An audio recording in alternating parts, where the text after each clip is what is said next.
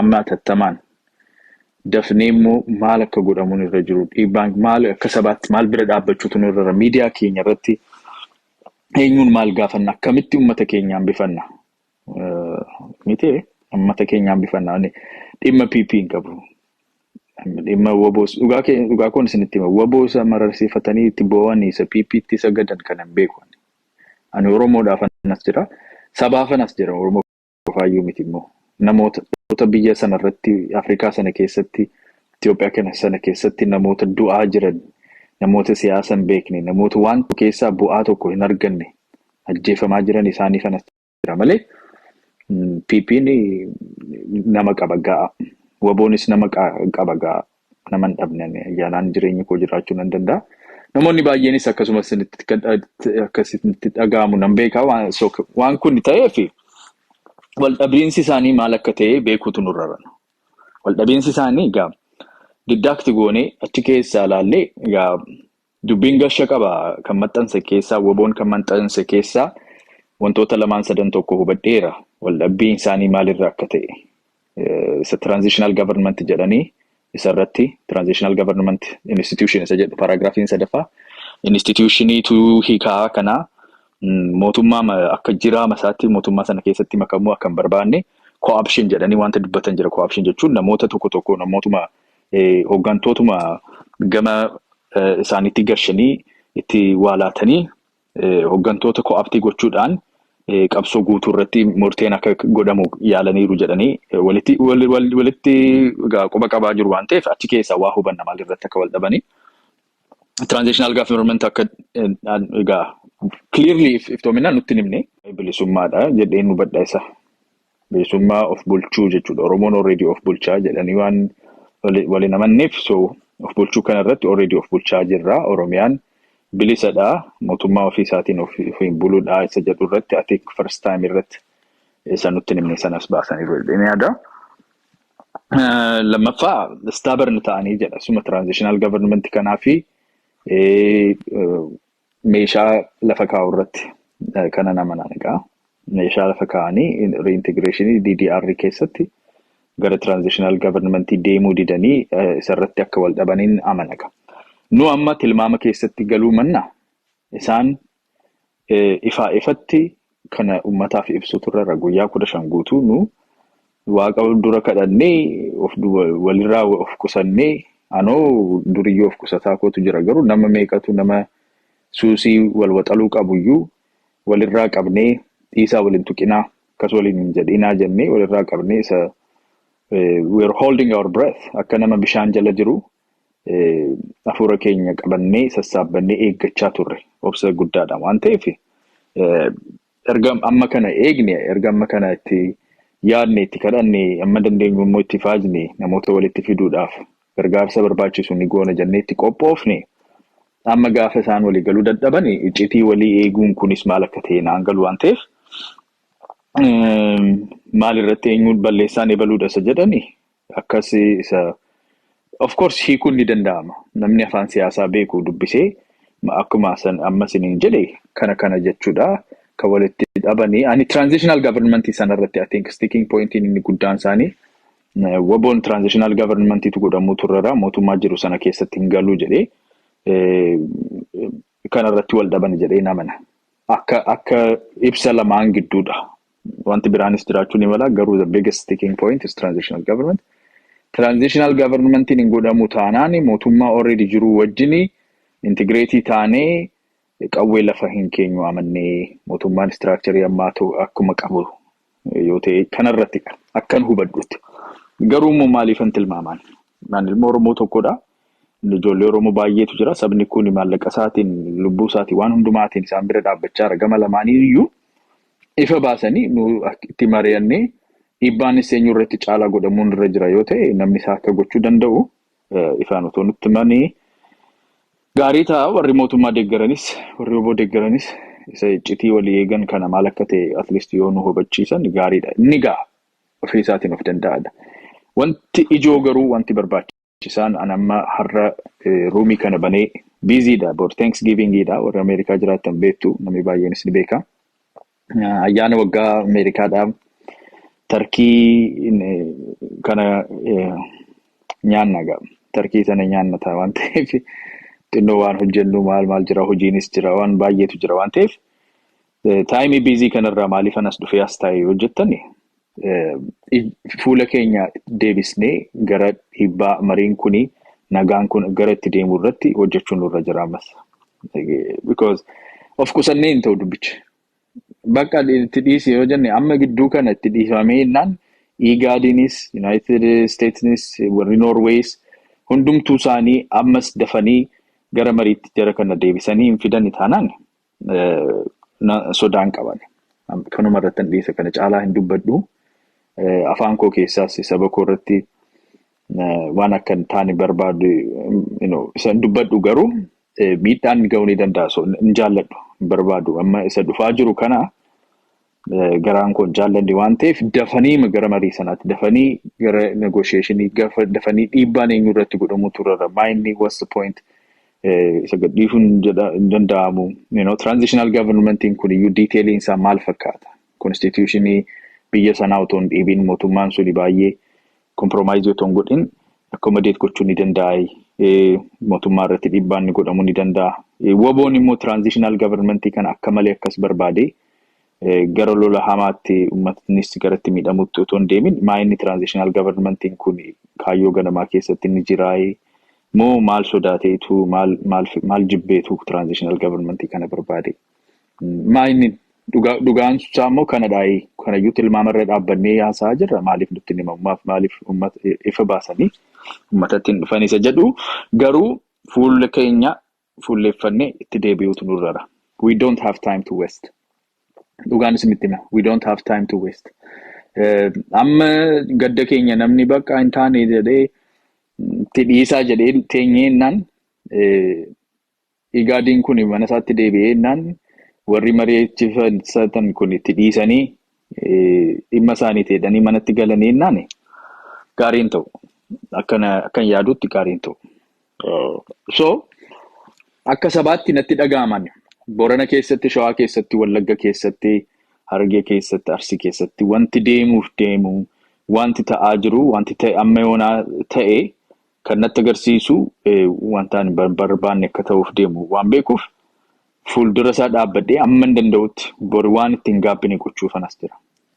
Bor waan ittiin gaabbine amma hin danda'utti amma namni abbaan na arrabse Facebook irratti yeroo otoo niwusiin isaan bayinan dhaga'ee yeroo sanan bahee Facebook irratti maxxansee it's okay we have to head back to peace is not optional maal jedhee barreesseennan namni tokko natti kolfa Oromoon tokko natti kolfaa qotoon ta'in yaaduma sanarratti kolfaa jechuudha duriyyuu jennee turre baga fashalaa'e namni jedhus dhageenyeera baay'ee nama gaddisiisa bor immoo haati tokko duutee yookiin mucaan tokko du'ee yoo jedhame footoo isaa maxxansee as keessatti iyyee alaakaa jechuudha gaafa nagaa soofna jedhamu garuu namatti kolfa yookiin nagaan akka fashalaa'uuf hojjetaa jechuudha mootummaan teeknikii tokko fayyadameera waboon teeknikii tokko fayyadameera otoo marii irratti jiran teeknikoota sana dhiisuu ni danda'u ture wal dirqamsiisuuf jedhanii dhiibbaa gochuudhaaf ni godhama bakka biraas wanta jirudha garuu otoo inni hafees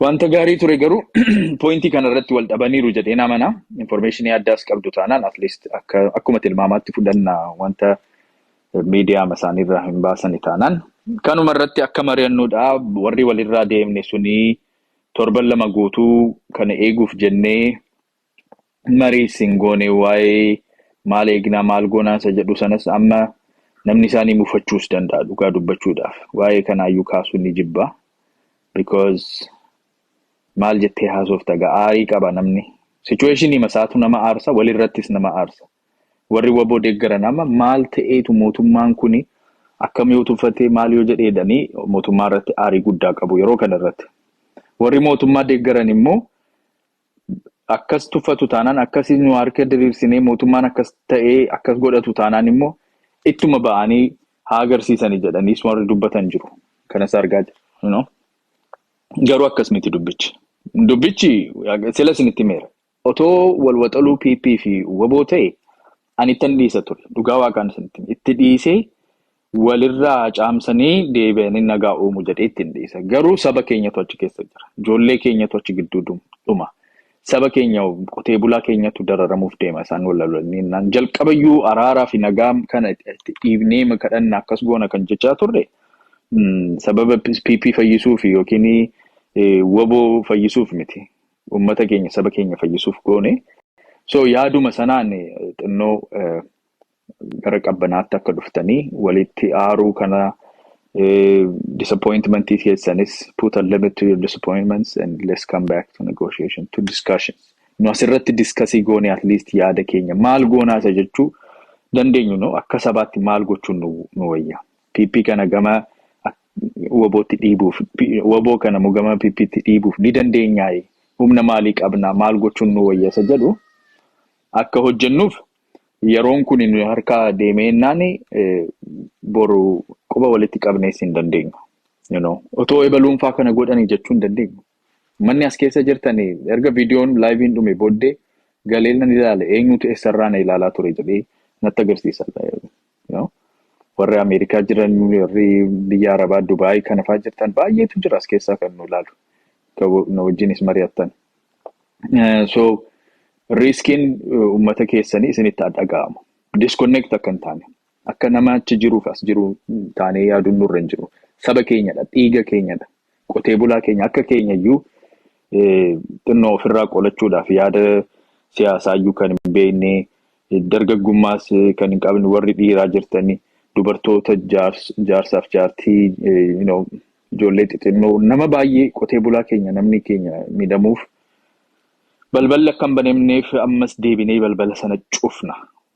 Amma dandeenye otoo akka keenyaa ta'e yoona cufameera beektus miti. Otoo akka keenyaa ta'e yoona nagaan bu'eera. Garuu maal dandeenyaa isa jedhu sanayyuu waliin haa hubannu haa qorannu. So do not tire dadhabinaa kottaa wal cimsinee yaada keenya walitti fidnee qaamota nu deeggarru kanarratti dhiibbaa goonee haa deebi'anii mari'atan. Waggaa 15 maaliif hin ta'u guyyaa 15 miti. Nagaatu mala nuuf. Saba keenyaaf kan baasu nagaadhaan mariidhaa, nagaadhaan dubbii hiikuudha, siyaasaan dubbii hiikuudha. Meeshaadhaan wal ari'uun hin ta'u. Meeshaadhaan diina gammachiisuu kan kolfaanu gootu akka caaluun jedhetti. Nabseesaa Amaaruu Waaqayyoo cimaadha maal jedheen annama barumsaanis baay'ee deemee miti akka jullummaa kootti.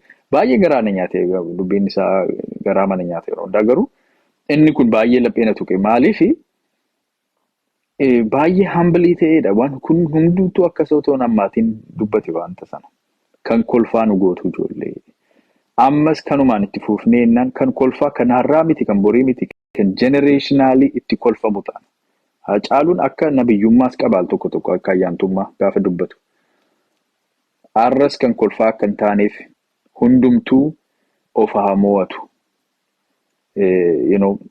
Asuma irratti iyyuu haasa'uudhaaf rakkisaa ta'uu ni mala. Ayyaana kaleessuma dhageenye maaluun hin dhiisi xinnoon gaddinaa warri jettanis jettu ta'a. Garuu no isin hin dhiisu. Isin hin dhiisu. Har'aaf bor gidduu maal akka ta'u hin beekamu. Leetarii barreessinee igaadiin kana fa'aa United Nationiin kunifaa Ameerikaan kunifaa maaloo ittiin dhiisinaa jara kana walitti nuu fidaa uummata keenya fixuuf deemu jenneeyyuu kadhachuu hin dandeenya taanaan ni kadhanna. At least kana goonee waanuma dandeenyu harka keenya irraa waan qabnu hundumaa goonee dhuma irratti wanti ta'u yoo ta'e iyyuu at least lubbuun keenya sammuun keenya ni beeka. Anarraa wanti hafee hin jiru. Garuu amma immoo as teenyee ibidduma irratti ibidda bobeessina taanaan dhugaa sammuu qabna taanaan dhugaa ruhii hojjetu sammuu qabna taanaan conscience qabna taanaan bori gaafa guddannee nuti gaabbine gaafa nama yeroon darbee namoonni otoo nagaa haa uumamu jedhanii ayyaanaan fa'aa kunifaa baluun fa'aa gaafa walii gadi fiiganii nama kadhatanii ani itti kolfaan ture ani abidda bobeessaa ture Oromiyaan kun akka wal waxalanii akka hin danda'ama jedhanii warri yaadan jiru amma. Maal dhiisi geerra as geenyerra isa jedhamu jira. As geenyerra achi geenyerra. Mootummaan kuni gaaga'ama guddaa ofii isaatiis kafale. Uummata Oromoo irrattis gaaga'ama guddaa geesse isayyuu waboo completely balleessuu hin danda'u. Kana ni beekna. Nama baay'ee ajjeesuu humna isaa xiqqeessuu ni danda'a. Sodaachisaa akka hin taaneef aangoo isaatiif gochuu ni danda'a. balleessuu garuu hin danda'u. Hin danda'u. Waboon har'a humna qabuun as ka'ee mootummaa kana girgirsee dhiibee kuffisee barcuma harkaa fudhachuu ni danda'u irra jettanis jirtu taanaan gowwummaadha. Hin danda'u. Hin danda'u. Gaaga'ama hin taane uummata Oromoo irratti geessee ofiisaa irratti gaaga'ama hin taane geessee ni deema taanaan malee in the foreseeable future hin jiru kun. Wal balleessuu hin danda'an. Wal kuffisuu hin danda'an. Uummata Oromoo irratti miidhaa lakkaa'amne geessanii yoo ta'e malee. Kanadha dhugaan lafarra jiru. Because nuyi ofii keenyaayyuu akka sabaatti lamatti nu qoodanii jiru. Humna walii ta'uu mannaa wal nyaachuutti nu gashaniiru. Gidduu kanatti isaan wal lolanii waggaa 2-3 wal lolanii wal waxalanii wal dadhabsiisanii dhufee waraabessi alaa dhaabbatu dhufee lamaanuu nyaachuuf deema. Kanadha. Kanatti of dhiibaa jirra. Yoo dhugaasaa walitti himna taanaan sineema walitti himna taanaan kanadha kan deemaa jiru. So kun hundumtuu uummata keenya irratti akka hin qaqqabneef ammas dhiibbaa goonee maal irratti wal dhabdanii akkasin hin dhiibne iyyuu rakkisaa taatanii jiranaa jennee hin gaafanna namoota iccitii walii qabachuun kun maayinni guyyaa 15 muluu ta'anii maal irrattidha akkas wal mormanii walitti dhabani isa kamidha. Nuyis akka sabaatti beekuutu nurrara hin dhufa kun immoo miliqee akka ba'u gochuu ni dandeenya ni miliqee ba'a. Dhugaasaa barachuutu nurrara. Dhugaasaa barachuu jechuun wabooni kana gaafatee kana waan dhabee fi ba'ee kana keessa mootummaan kana gaafatee kana waan dhabee fi ba'ee marii kana keessa jedhame eenyu isaaniitu kana dhabuu mannaa waraanni Oromiyaa keessatti itti fuufuutu irra jira jedhanii maal akka murteessan beekna. Lamaanuu choice kana fudhatanii ba'anii baay'ee. Negotiation keessatti kanadha dhugaan yeroo hundaa jiru. Qaamni lama walitti dhufee haasa'ee mari'atee gaafa waliigaluu dhiisee walirraa deemu tamsaa'u maaltu ta'e jechuudha. Qaamni inni tokko okay ani isa kana siilaachuu mannaa namni du'u haa du'u waraanni dhufu haa dhufu gaagaamni dhufu haa dhufu siif kana laachuu mannaa isa sanatu naa wayyaa jedhee filatee jechuudha. Qaamni inni sunis kana dhiisuu mannaa ani immoo waraanni dhufu haa dhufu namni du'u haa du'u kana siif dhiisuu mannaa kanatu naa wayya jedhanii qaamni lamaaniin iyyuu waan tokko dhiisuu mannaa waraanni wal ajjeesuun wal adamsuun itti fuufuu wayya jedhanii choice godhaniiru. Choicein sun garuu which side is reasonable isa jedhu iyyuu uummanni ni beeka. Kan akka beeknuuf dhugaa beekus nurra jira. So ebaluunsaa kana itti laatamee isa kana didee. Inni kun immoo kana tole jedhame isa kana didee. Ishee kanaaf jecha duutu. Kanaan booda du'a dhufuyyuu itti shallagnee dhufna nuyis. Haati tokko mucaan tokko yoo du'eedhe shallagnee dhufna maal jenna lubbuun namicha kanaa dubbii keessa kanarraa si jalaa xinnaateetu akka du'uutti murteessitee jennee qabnaa jechuudha. Akka sabaatti. Lakkoofsa 1-2 jennee namoota Oromiyaa keessatti ijoollee keenya haadholii keenya du'an gaagaamni dhufu hundumtuu inni madaaluutti kaana. Waboon kanaaf jedhee du'a ammasii gaagaama ammasii filate. Piippiin kanaaf jedhee du'a amma kana gaagaama amma kanaaf filate jechuudha. Kanadha dhugaan lafarra jiru kanadha. Sanaaf iftoomina barbaanna maaliif jettanii uummanni keenya akka dhumuuf akka murteessitan lamaan keessan iyyuu kana murteessitanii baatanii murtee malee hin dhumne. It didn't end without decision. You made a decision. You made a choice. Choicein keessan kana dhiisuu mannaa kana keessatti galuu mannaa kana fudhachuu mannaa haa du'anii jarri kunii jettanii nurratti murteessitanii baatanii sabarratti uummata irratti. So murtee keessan kana qulqulleessine deemuun barbaachisaadha. Al tokko wal joonjeessuunis hin barbaachisu. Dhugaan lafarra jirtu kanadha. Filannoo qaamni lamaaniin iyyuu mootummaanis waboonis Oromoon du'uun kanarraa ni wayya jedhanii filatanii ba'aniiru. Kanadha beekna nuyi. Kanadha beekna. So filannoon keessan maalirraa akka ka'e nu barsiisuutu isin irratti jira. Lubbuu keenya irratti maaliin madaalame lubbuun keenya lubbuun Oromoo ammami piraayisii isaa beekuu barbaanna. Piraayisii maaliidhaaf itti murteeffame? Sana beekuu barbaanna. Lammaffaa immoo isin dhiibuun keenya hin dhaabbatu. gara mootummoota alaa irratti, IGAD irratti, international community irratti isinumaan iyyuu directly akka dhuftanii ammas isa kana hiiktan dhiibbaa goona. Sabni kuni qofaasaa calluma dheesin jalatti barri itti horii dhumuu turre. Woboo jedhee calluma dhee alaabaa qabatee calluma dhee bakka gaggabuu no. Maal godhe woboon maal decide godhee woboo kana sirriitti ilaaluu turre. Woboon kuni rakkina waggaa 5 kana waggaa mana kana itti rakkadhe sana namni kootti du'u maalirratti madaalee dhiisee bahee jedhanii question mark guddaadhaan qabachuu turre. Uummatni guutuun PP jedhanii maraachuu ta'in mootummaan Oromoodha jedhu kuni PP'n kuni maalirrattidha madaalli maalirrattidha rakkina Oromoo kana maal kennuu dideetu kan irratti decide godhee bahee jennee qaama lamaaniin iyyuu sirriitti madaallee eenyummaa isaanii ilaaluutu nurra akka sabaatti jechuudha. Siyaasni dhugaan kana malee amantii taanaan amantiidha isa cult. Isa cult jedhamu jira gaa. Namoonni tokko you drink the Kool-Aid jedhu calluma dhanii isa sagadan jechuudha. Calluma dhanii warri sagadan achi keessaa sagadsiisuus warri barbaadan jiru achi keessaa ni baana. Akka sabaatti bahu turre sabni kun maayini. Yaseet siyaasni isaanii maaliin we can evaluate. Doofaa miti uummanni kun ni beeka.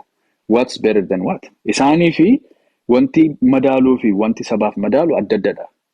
Kana beekneerra. Kana kaleessa ani waan baradhe tokko kanadha. PP'dhaafis WBO'dhaafis wanti isaaniif madaalli guddaa qabu Oromoodhaaf madaalli guddaa hin qabu. Nuuf madaalli guddaa kan qabu wanti nutti ulfaatu du'a ijoollee keenya, du'a haadholii keenya, rakkinni wallaggeetti darbe waggaa 5 kana keessatti isadha nuuf kan madaalli guddaa qabu. Waan hallee ni dhiisna. Waan hallee. Itoophiyaan ni dhiisna, Oromiyaa maqaa isaa jijjiirtanii Azerbaijaan jedhaani ni dhiisna uummanni keenya du'uunsaa hafu malee. Ni dhiisna. Maaliif nuuf isatu madaala. Siyaasa kamiyyuu caalaa, political arrangement kamiyyuu caalaa, negotiation if agreement if settlement kamiyyuu caalaa. Haati garraamiin tokko ijoolleen keenya duun Oromoo ajjeesu namni jedhu baay'ee nama aarsa. An aarii dhugaa kana Oromoon ajjeesu namni jedhu asirratti stage irratti baheennaan anaaf inni wal qabannee teenyee eenyu akka beekuu fi eenyu wallaalaa akka ta'e wal barsiisna kanadha. Wal dhiisaan jiru baran. Oromoon ajjeesu taanaan maashiniitu Oromoo ajjeesaa raare. Oromootu Oromoo ajjeesaa. Kan kolfaa nu gootan akka caaluun jedhe. Kan kolfaa. So isiniif wanti madaalu suni nuuf hin madaalu. Hin madaalu. Siyaasa keessan jedhaa, kaayyoo keessan jedhaa, bilisummaa keessan jedhaa, walabummaa alaabaa keessan jedhaa, sirba keessan dhimma isaan qabdi hin jaalannam. Beekna, kaayyoo beekna, siyaasa beekna, uummataaf bilisummaa hunduma isaa lubbuu ijoollee keenyaa caalaa isaa jaallanna garuu. Oromoon nagaadhaan bahee galuusaa caalaa isaa jaallanna. So prioritize accordingly. Prioritize. Tartiiba isaa eegaa, tartiibaan hojjetama dubbichi. Tartiiba irratti tokkoffaa Oromoon hin du'in. That's it. Stop war. No war. That's it. We're saying no war. Stop. Eenyuun bulchuu fi Oromoo isa kamiif loltu? Oromoo isa kamiin bulchitu? Isa kamiif qabsaa'artu? Oromoon guutuun sagalee isaa dhaga'aa jirra kunu. Warra mootummaa keessa jiran, paarlaamaa keessa jiran kaasee qotee bulaan bo'aa jira isin akkas walirraa gaafa deemtan. Is Oromoo eessaa dhufee bulchaartu isin? Oromoo eessaa dhufeef qabsaa'artu isin? Eenyudha isin? Eessaa baatanii? Naangalaan jiru. Guutummaa guutuutti Oromoon kun gadda keessa jira isin walirraa deemtan.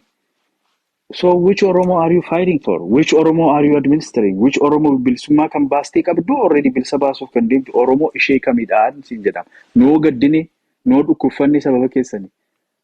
So no war. Stop the war. Priority number 1 for the people. Dhugaama uummataaf loltu taanaan, dhugaama uummataaf qabsooftu taanaan, dhugaama uummata bulchaa jirtu taanaan, uummata bilisa baasaa fiixaan baasaa jirtu taanaan sababa uummataa stop the war. Naayini nagaa qabna aadaa qabna.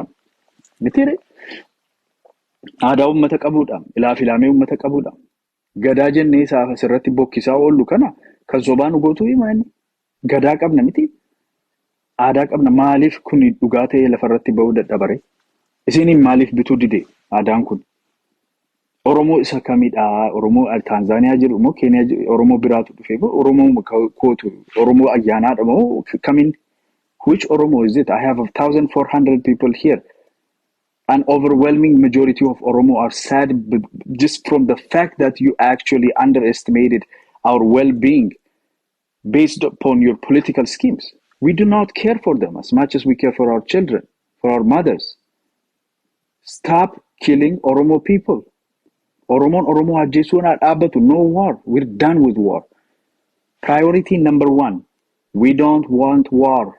Kanarratti waliigaluun nurra eenyudha amma eenyutu abbummaa qaba isa jedhu irratti geenyeerra. Kan kaleessa gaariidha iyyuu. Baga kana barre. Maayini abbummaan kan eenyuti?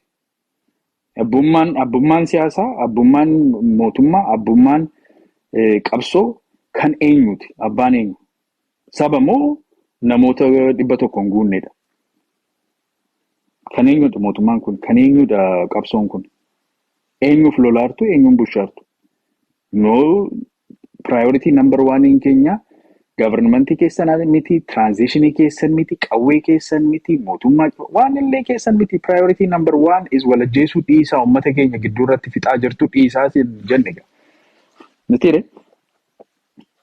So, uummanni amma walitti dhufuutu irra. Akka sabaatti nuyi walitti dhufuutu irra. That's it. Aangoo sabbaan barbaade haa fudhatu, aangoo sheerii haa godhanii, yoo barbaade barcuma tokko irratti wal bukkee wal hammatanii haa ta'anii, yoo barbaadan ground plus one hojjetanii wal irra dhimma keenya miti. Priority number one, no war. No war. Walitti dhukaasuun, walirratti duuluu, walajjeesuun Oromoon dhaabbachuutu irra. Sababa keessan kaayyoo keessan 100 lafa kaa, it's going to be beneath what we are asking right now. Isa amma gaafachaa jirru kanarraa quxisuu malee hangafa ta'uu hin danda'u. Oromoon nagaadhaan jiraachuu isaarraa quxisuu malee hangafa ta'uu hin danda'u. Siyaasni keessan kamiyyuu kana daga. I don't mean to just, go on a rant here, but dhugaan kuni ifadha. Ani kana dura nama dhaabbatu namootuma xinnoo beeka. Namoota xinnoo gaafan jedhu isaanis xinnoo ta'anii lakkoofsi isaanis baay'ee bicuu kan ta'e namoota sagaduu siyaasaa kana keessatti, cultii kana keessatti PP yookiin WBOdhaaf sagaduudhaaf sammuu isaanii kan itti fayyadamuu hin barbaanne, sabaaf immoo quuqama kan hin qabne, beekumsaanis eenyummaadhaanis gadi bu'aa warra ta'an xinnoo muraasan beeka. Namoota lakkoofsaan akkas lakkaa'amuu danda'an. Sanaa achi sabni bal'aan Oromoon guddaan namoonni siyaasa keessatti jiran beektootni keenya, daldaltootni keenya, abbooliin, haadholiin keenya anaa wajjin yaada kanaa wajjin walii galu. Gaaffii tokko malee stop war, no war. That's it. So, overwhelming majority hin barbaadu taanaan eenyu wajjin eenyuun bushuuf egaa. Amma wal kakaasuutti deemna gaa jechuudha. Warri nu mootummaa keessa galuus hin barbaanne, warri PP keessas, WBO keessas, WBO keessas dhimma isaa hin qabaanne, siyaasa bulchuu, biyya bulchuu warra hin barbaanne, political party warri hin barbaanne kuni hojiin keenya tokkoffaa kan ta'u uummata saba kakaasna gamaan maal gochuu dandeenya.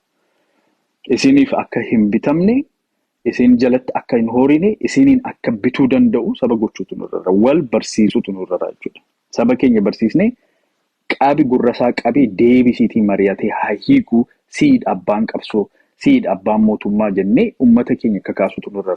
Activism jechuun kanadha. Real activism jechuudha. Malee afaan abbaa siyaasaa keessaa fudhanii isa haqqisuun as dhufanii inni activismii miti. Inni kaadrummaadha.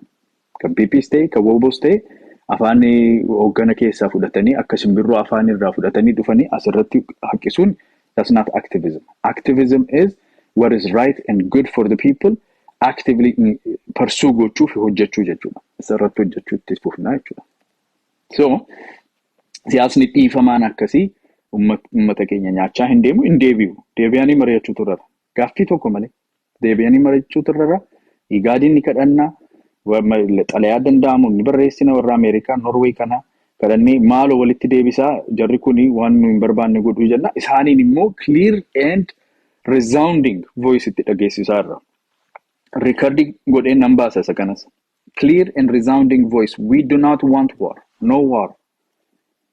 Priority number one, no war. Achi booddee hiree murteeffannaa, transitional state, poolisii keessa makamuu, samiirra makamuu akka barbaadan gochuu ni dandeessu. Akka barbaada akka isinitti tole walii galtee keessan. Priority number 1, no war. Kana dhagaa. Kanarraa kana fakkaataa xinnoo ho'aa kootu jira. Ifa manaa godha. Namni tokko ati ho'iteessa arginee hin beeknu jettu. Kana caala ho'uu hin dandeenyu. Dukaana. No war. Kana fudhannee baana. No war. Priority. So #1, number 1, no war. Achi booddee bilisummaa, walabummaa, hiree murteeffannaa, keeyyata 39, keeyyata 1, keeyyata 5, maalii abbaan barbaade haa dhufu. Number 2, number 3 ta'ee dhufuu ni danda'a. Number 1, #1 lakkoofsa tokko, lakkoofsa tokko no war. Number 1, no war. Kanadha. Kanaan deemna. Nu Oromoon akka Oromootti kan WBO deeggarus, kan KFO deeggarus, kan ABO deeggarus, kan mootummaa deeggarus, kan PP deeggarus akka Oromootti gaafa isaaniitti dhufnu hunduma isaaniidhaan number 1 no war. Lakkoofsi tokkoffaan keenya, prioritiin keenya hunduma keessaniif. WBOdhaafis, ABOdhaafis, KFOdhaafis, PPdhaafis haaraanis ni uumama.